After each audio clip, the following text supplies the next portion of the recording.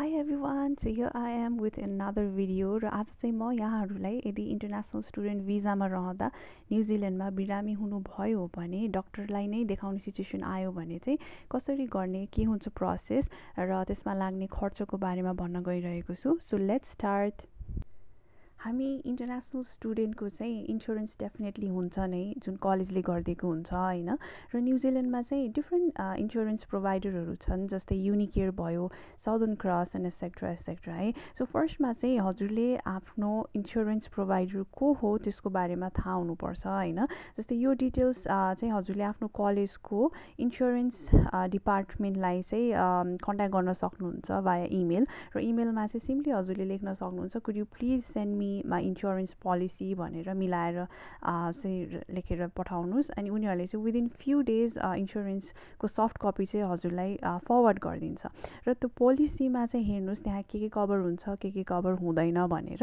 अनि डिटेलली हेरिसकेपछि हजुरलाई थाहा हुन्छ आफ्नो इन्स्योरेन्सको बारेमा है। हुन त हजुरको इन्स्योरेन्सको बारेमा चाहिँ ओरिएन्टेसन प्रोग्राममा पनि भनेको हुन्छ है। र मेरो केसमा चाहिँ मेरो साउदर्न क्रसबाट चाहिँ इन्स्योरेन्स गरेको छ हैन।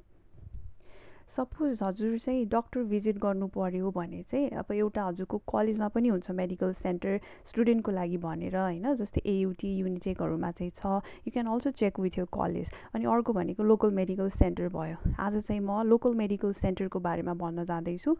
फर्स्टमा चाहिँ हजुरले अपोइन्टमेन्ट बुक गर्नुपर्छ र यो चाहिँ हजुरले अनलाइन नै गर्न मिल्छ है। र अपोइन्टमेन्ट चाहिँ हजुरको आजै चाहिँ हुँदैन, एटलिस्ट एक दिन चाहिँ हजुरले वेट गर्नै पर्छ। र अपोइन्टमेन्ट गर्दाखेरि चाहिँ हजुरले आफ्नो पासपोर्टको सफ्ट कपी चाहिँ उनीहरूलाई मेल मार्फत फरवर्ड गर्नुपर्ने हुन्छ। र यहाँ चाहिँ दुईवटा कुरा आउँछ। एउटा चाहिँ यदि जिपीसँग रजिस्टर हुनुभयो भने के हुन्छ र रजिस्टर गर्नु भएन भने चाहिँ के हुन्छ।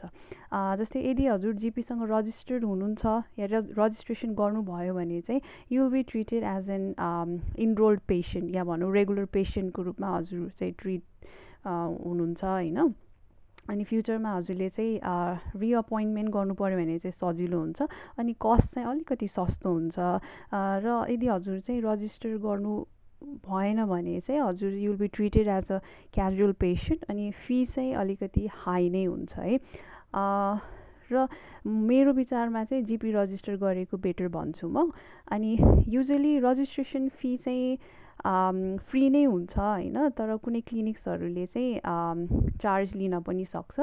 र यदि हजुर रजिस्टर गर्नुभयो भने चाहिँ पर कन्सल्टेसन फिज भनेको अराउन्ड $100 हुन आउँछ। तर यदि रजिस्टर हुनु भएको छैन भने चाहिँ हजुरको 120 टु अराउन्ड $150 कन्सल्टेसन फिज लाग्न सक्छ। र यसैमा अर्को कुरा म राखिहाल्छु। जस्तै यदि हजुरहरूको भिजा चाहिँ 2 वर्षभन्दा बढी छ भने, चाहे त्यो जुनसुकै भिजामा होस् हैन, यदि 2 वर्षभन्दा बढी छ भने चाहिँ एकदमै सस्तो हुने रहेछ यहाँको हेल्थ रिलेटेड कस्टहरू हैन। जस्तै फर इन्स्टेन्स हजुरको चाहिँ 2 वर्षभन्दा कम छ भिजा भने चाहिँ पर कन्सल्टेसन फी चाहिँ अराउन्ड $100 हुन आउँछ हैन। तर यदि हजुरहरूको चाहिँ 2 वर्षभन्दा बढी छ भिजा भने चाहिँ पर कन्सल्टेसन चार्ज चाहिँ $20 अराउन्ड मात्रै हुने रहेछ भने चाहिँ हेर्नु त आकाश जमिनको फरक है। जुन चाहिँ मलाई एकदमै राम्रो लाग्यो हैन। अब अहिले त स्टुडेन्ट फेजमा चाहिँ के हुन्छ भन्दाखेरि जेनरली हामीले जति वर्षको फी तिरेको हुन्छ त्यति वर्षकै भिजा पाउँछौँ हैन। जेनरली हाम्रो 1 वर्षकै भइरह हुन्छ हैन।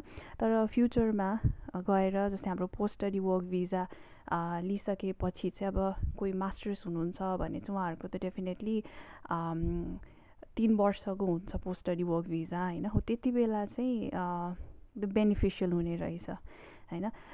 सो या यति नै छ आजको मेरो यो भिडियोमा चाहिँ हैन।